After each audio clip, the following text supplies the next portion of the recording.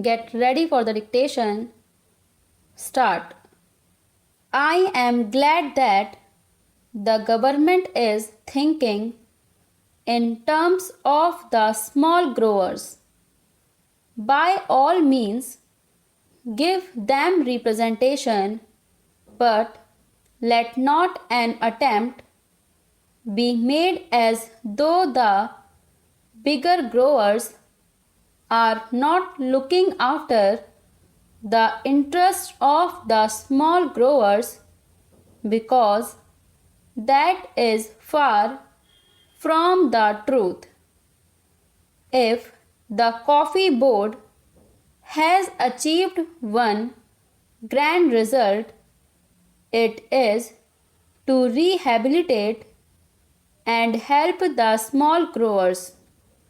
So far as the question of payment from the pool is concerned, the small grower gets the full amount due according to the costing the moment he delivers the coffee.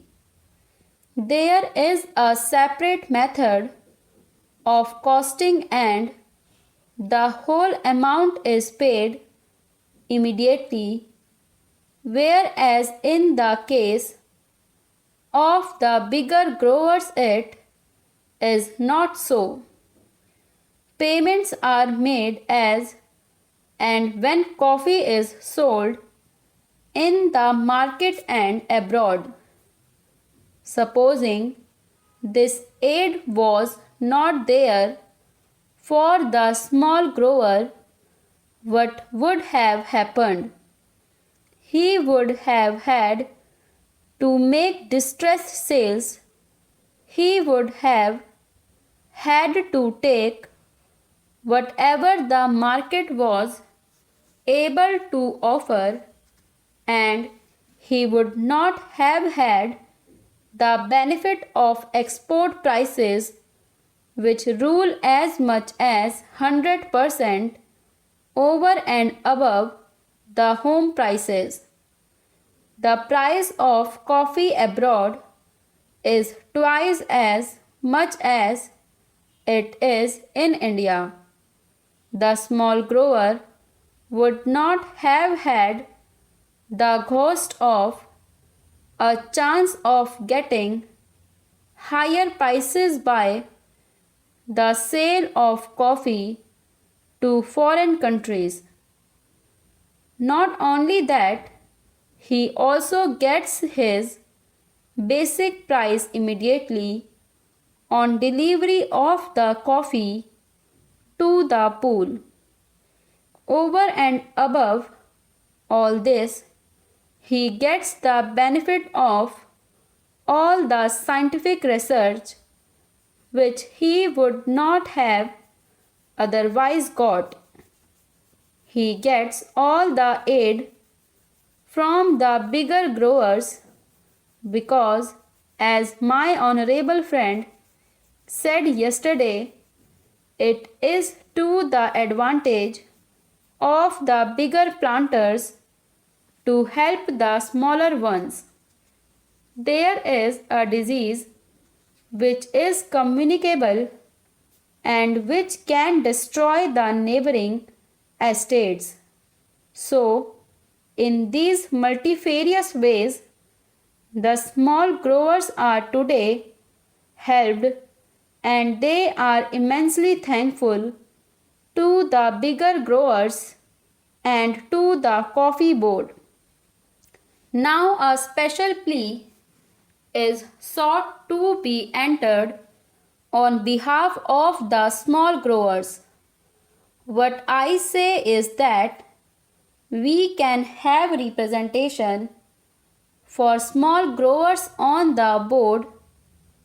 That is perfectly right, but let there be no suggestion whatever to the effect that the cause of the small growers was neglected. That is not correct. As regards financial aid, That is a state problem. That is a union problem. And that is a problem for the whole of the country in respect of all developmental activities.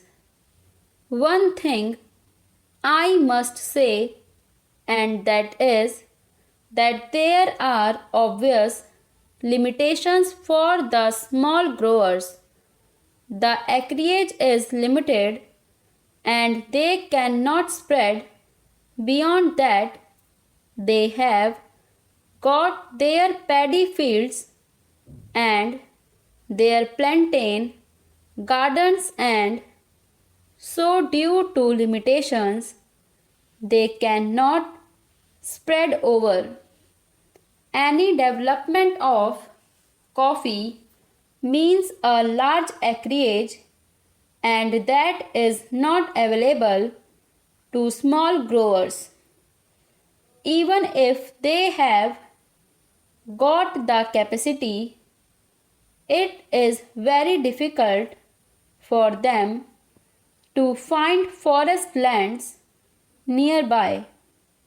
It is not easily possible for any man to go over 50 miles and then take up a jungle.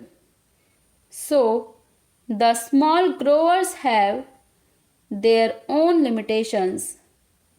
I am not going into that, but what I do say is that this idea introduced for the first time here in the Parliament, that the interests of the small growers have got to be specially protected, is I submit a policy which will create a difference between the bigger grower and the small grower.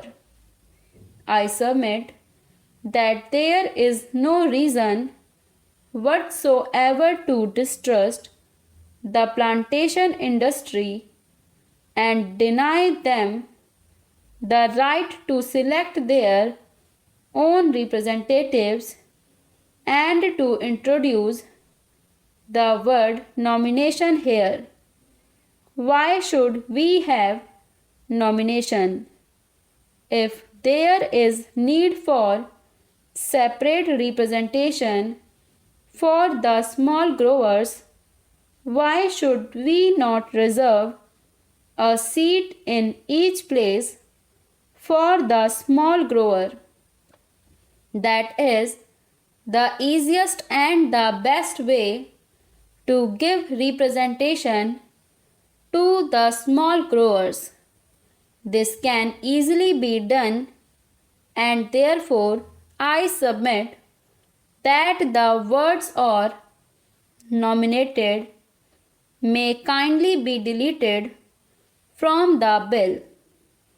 I do not know whether the procedure would permit of it, because there are certain difficulties, but in any case, if at least we get an assurance from my friend that these 12 are going to be elected, it would be something gained for a poor like me and for the industry.